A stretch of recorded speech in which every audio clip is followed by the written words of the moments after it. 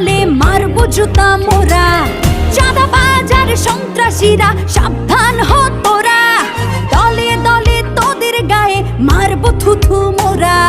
হাত গুটিয়ে বসে থাকার দিন তো শেষ হয়েছে কবে।